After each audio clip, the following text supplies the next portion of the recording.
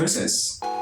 Sebuah kata yang mungkin kalian sering dengar ketika kalian pergi ke supermarket dan kalian bilang, apakah gue harus beli produk A atau produk B?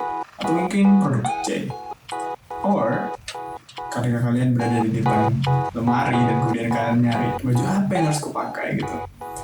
Atau, dalam kasusku, memilih makanan apa yang harus dimakan setelah gue pulang kuliah. But anyways, kita mengeksplor mengapa pilihan itu ada dan juga bagaimana dari sekian banyak opsi yang ada satu pilihan yang membuat kalian bisa menjadi hal yang bermakna dan menguntungkan. Tapi, untuk menjawab pertanyaan itu, kita perlu tahu seluk-beluk di baliknya. Let's go! Oke, kita bahas tentang sejarah. Oke, mungkin sejarah terlihat, sejarah, but believe me on this one, I raise a good point on this. But first, we need to go back in time. Sekitar, over the course of human millennia, pilihan menjadi sebuah hal yang magis.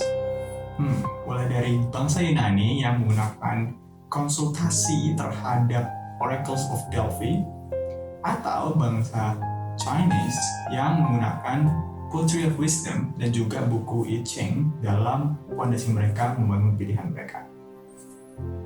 Bangsa Aten yang dipimpin oleh Athena waktu itu dalam sebuah pemerintahan tirani dan juga aristokrasi.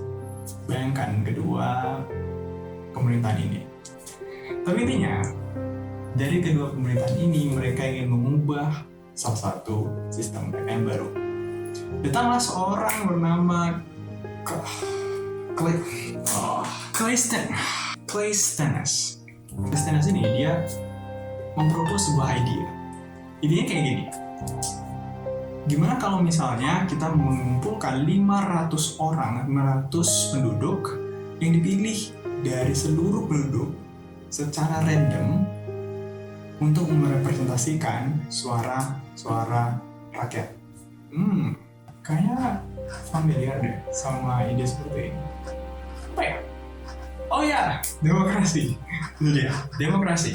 Benar banget. Dan itu artinya people. And democracy means power atau rule. Itu dari rukun. Nah, artinya bahwa masyarakat atau individual itu memiliki suara untuk bisa memiliki kekuasaan atas bangsa yang ada. Nah, ini adalah pertama kalinya demokrasi terbentuk. Menarik kan? Nah, tapi kita bahas satu hal yang lebih keren lagi dari aplikasi demokrasi ini, yaitu adalah ketika perang antara Persians dan Athenian. Dalam peperangan ini, masyarakat disuruh untuk memilih daripada mereka disuruh sama raja ataupun atasan mereka untuk berperang. Mereka juga memilih apakah mereka ingin dikuasai oleh bangsa lain atau mereka ingin berperang. Very simple voting. Dimana mereka harus memilih. Nah, di tengah pilihan-pilihan mereka ini, hal-hal seperti inilah yang membuat demokrasi menjadi sebuah kekuatan yang besar. Karena kenapa? Karena mereka memilih bukan berdasarkan apa yang pemerintahan atau apa yang di atas inginkan. Karena mereka memilih karena mereka ingin melindungi keluarga mereka, melindungi saudara mereka, tanah dan lahan mereka yang mereka buat yang sekali bisa. This kind of individualistic but very powerful approach ini membuat demokrasi thriving. Nah, dari sini ditambah dengan pasukan-pasukan yang ya kalian akan pasti very familiar of. Nah, mereka berperang untuk mempertahankan lahan mereka. Jadi perang yang begitu luar biasa antara demokrasi dan pasukan Persians yang bersifat tirani dimenangkan oleh Athenians. Dan mungkin kalian familiar banget dengan juga. That's an incredible war and an incredible ideology that we use now today. Oke, sekarang gue mau konekin satu hal lagi yang penting banget. It's called egoistic altruism. kalian nggak dengar sama aku. Egois means you are individualist. Tapi ada kata altruism. Artinya, ketika kalian bersifat egois, tapi kalian memperhatikan kepentingan kalian untuk diri sendiri dan untuk kepentingan orang lain, so the benefits of both of us, it will be much more powerful daripada kalian egoistik aja. And this is interesting karena ini sebuah ideologi yang keren banget. Karena coba pikirkan, misalnya dulu ketika kita limited terhadap sumber daya, misalnya air, padi, beras, makanan, apapun, kita berusaha untuk perang terhadap negara lain untuk mendapatkan sumber daya mereka. Sedangkan di sekarang namanya industrial revolutions, akhirnya kita berubah. Kenapa? Karena supply yang ada itu semakin banyak. Yang dulunya menjadi zero sum game menjadi sebuah positive sum game, di mana semua untuk right? Semua orang mendapatkan bagiannya. Nah ini menjadi menarik karena jika semua orang bisa mendapatkan pie dan semua orang melakukannya, maka kita akan lebih cepat mendapatkan hal itu. Kita bisa bekerja bersama untuk kepentingan kita sendiri sebagai egoistik termnya, tapi kita juga berperan untuk membagikannya kepada orang lain. Ini akan menjadi sebuah fondasi, sebuah sejarah, di mana kita akan memahami the art of choices. Oke, hari ini kita membahas tentang opportunity cost. Apa itu opportunity cost? What the hell is that? Oke, gue punya sebuah demonstrasi. Ini adalah 100.000. Kalau misalnya kalian lihat, 100.000 ini gue bisa pakai untuk membeli buku atau untuk membeli parfum. Oke, kalian pilih yang mana? Membeli parfum atau membeli buku? Jawabannya adalah terserah kalian. Oke, it's up to you. Kalian mau spend money on books or on your perfume, whatever. Tapi yang pasti adalah ketika kalian membeli buku ini, kalian nggak bisa membeli ini. Kalau kalian membeli ini, parfum ini, kalian tidak bisa membeli buku ini. That's the concept what we call as opportunity cost. Dimana kamu punya finite resources, ya, finite resources. Dan ketika kamu punya finite resources, peluang yang kamu akan ambil itu akan merugikan hal yang lain. Jadi whatever it takes, opportunity cost takes opportunity at a cost. Very simple basic economy rules yang pastinya dipakai untuk ekonomi di seluruh dunia. A very simple basic idea gitu.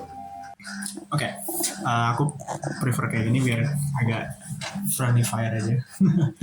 Oke, kita akan bahas sedikit tentang dua konsep nih, yaitu adalah FOMO dan FOBO. Dikit aja, pasti kalian udah pernah dengar lah tentang FOMO gitu ya. FOMO itu fear of missing out. Artinya kalau misalnya kalian takut nih ya, tertinggal dengan sesuatu yang lain gitu. Missing tentang sesuatu yang lain. Kayak misalnya gue lagi tertinggal, gue merasa nih tertinggal dengan fashionista gitu ya, yang teman-teman gue yang fashion banget lah. Pokoknya kayak bajunya keren lah, thrifting lah, bisa jadi all shop dan segala macem. I felt behind. Dan menurutku itu hal yang harusnya tidak ditakuti. Kenapa? Karena ternyata melalui fear of missing out ini, gue merasa decisions yang gue buat menjadi impulsif dan tercenderungkan pada gue harus membeli semuanya gitu. Gue harus beli apapun deh pokoknya supaya gue bisa dapetin fashion yang mereka inginkan gitu. Nah, permasalahannya adalah when I studied this, ternyata gue melihat juga nih bahwa orang-orang famous, terkenal yang udah punya gaji udah bukan gaji lagi ya itu, hampir 1 miliar mungkin, terus sampai 3 triliun gitu ya dalam per bulannya gitu. Misalnya seperti Mark Zuckerberg, Steve Jobs yang dulunya itu, mereka cuma pakai kaos, ya kan? Bayangin, mereka yang kayak begitu, mereka cuma pakai kaos. Tujuan mereka adalah apa? Ya udah, baju apapun, yang penting bisa digunakan gitu, bisa dipakai secara fungsionalitas, udah gitu aja. As long as you're not a fashionista gitu ya, atau kalian nggak pergi ke karpet merah gitu kan, enggak. Itu nggak berlaku ya. Nah, jadi hilangkan secara singkat fear of missing out ini. Yang kedua kita akan bahas tentang FOBO. Ini mungkin kalian belum pernah dengar nih. Fear of better options. Nah, coba bayangin kayak gini. Ada ratusan baju, ada ratusan objek. Kalian pilih yang mana? Kalau misalnya kalian takut dengan, wah pasti ada pilihan yang lebih bagus nih daripada pilihan yang lain, gue yakin nih, nah kalian ngabisin berapa jam itu untuk memilih satu itu. Nah ternyata ada sebuah studi yang lebih keren lagi nih. Jadi ada mereka melakukan eksperimen, 2 eksperimen. Eksperimen yang pertama, mereka taruh nih di meja 10 jar cabai atau apa cabai itu, kamu mau pilih, silahkan kamu pilih satu. Besok kamu gak suka tinggal tuker, ya kamu gak suka tinggal tuker, udah simple aja. Itu eksperimen yang pertama. Eksperimen yang kedua sama, bedanya adalah kamu ngambil satu, gak boleh dikembaliin lagi, udah itu aja. Alhasil adalah kita bisa melihat nih berapa banyak orang yang mengulangi gitu ya, pengen datang lagi untuk nuker lagi. Pada akhirnya they feel of better options, merasa bahwa wah kayaknya ini lebih enak daripada yang ini, gue belum nyobain ini. Karena ketika pilihan itu reversible, ternyata mereka menjadi impulsif gitu. Wah ternyata gue harus beli ini semua, gue harus beli ini daripada beli ini, gue harus ambil ini daripada yang ini. Sedangkan yang eksperimen kedua, orang yang memilih satu aja dan gak boleh balikin lagi, mereka pasti merasa ini adalah kaleng paling hebat yang pernah gue ambil dalam sejarah. Itu keren banget studinya, and you can watch it full, very cool.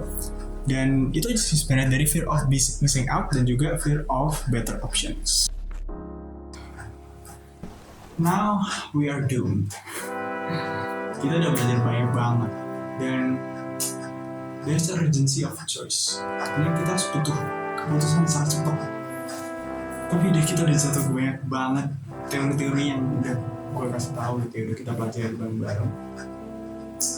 Dan this is the truth. The truth is, as we said, bahwa life is a matter of choice. No matter dimanapun kalian berada, pilihan itu akan menjadi sebuah pilihan. Nah, yang kedua adalah menarik lagi, bahkan menjadi sebuah dilema. Kalian memilih sesuatu untuk kebahagiaan, tapi ketika kalian sudah memilih kebahagiaan itu, kalian menghabiskan 50 jam, 50 hari gitu untuk mencapai kebahagiaan itu. Ternyata pada akhirnya kalian berujung sedih karena kalian sudah menghabiskan 50 jam. Bayangin keputusan 20 tahun kalian, keputusan yang kalian ambil sekarang itu menentukan apa yang menjadi 20 tahun ke depannya. Such is life.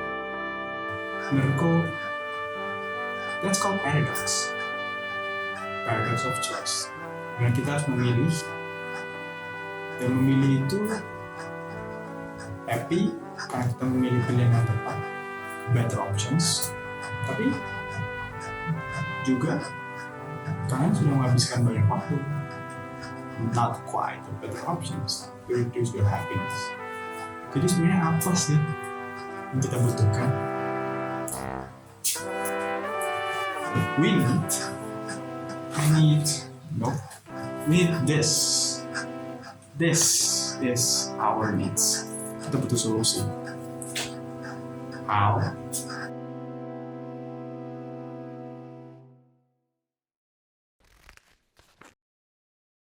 Okay.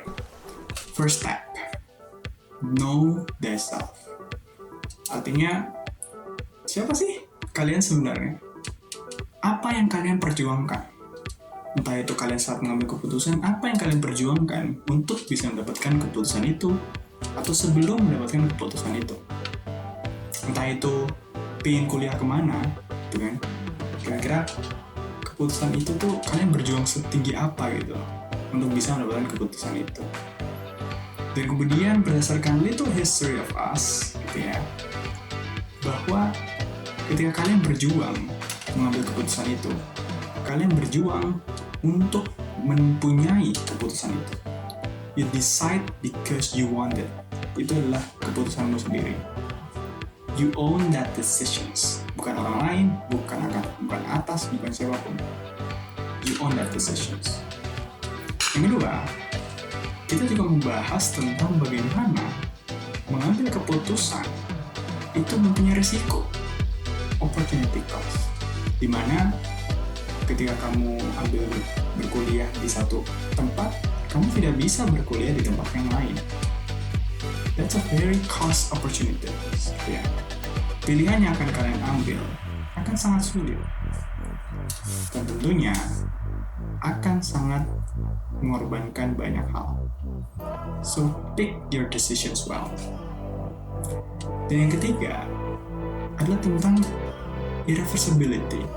Apakah kalian bisa mengulang waktu yang sama, mengulang pilihan kalian yang sama?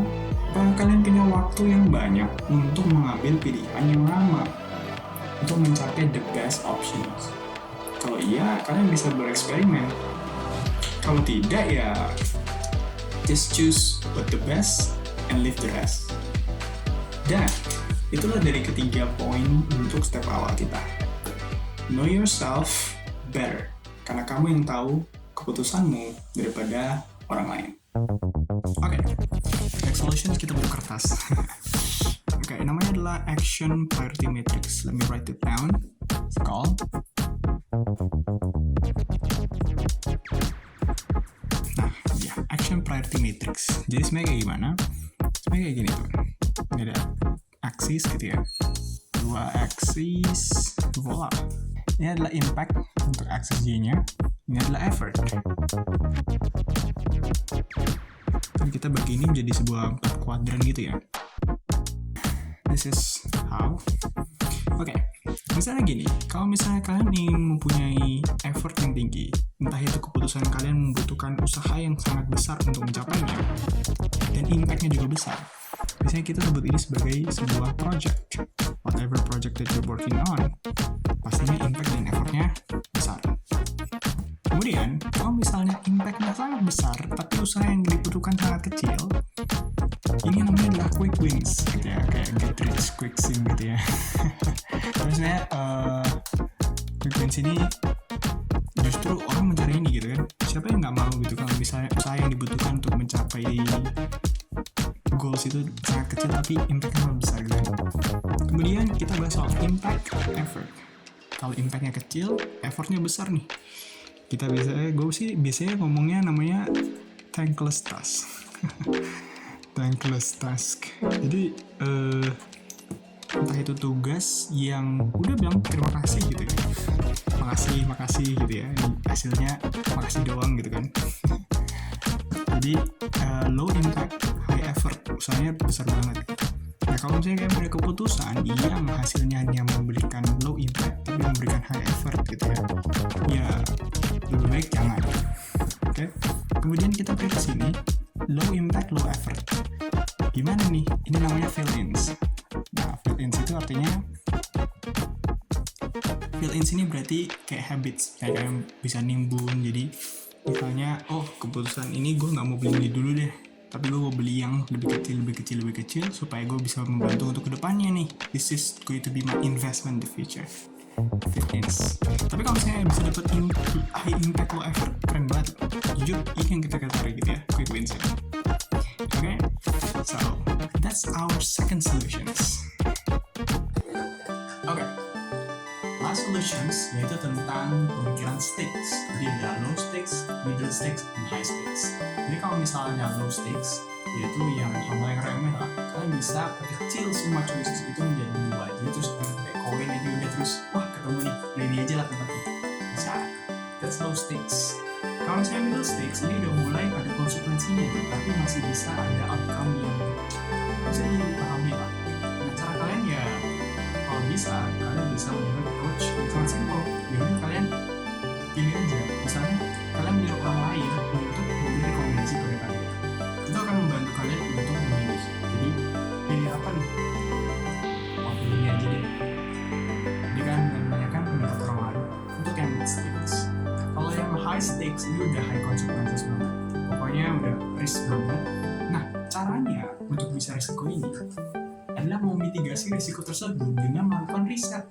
Misalnya, gue mau beli saham A, contoh.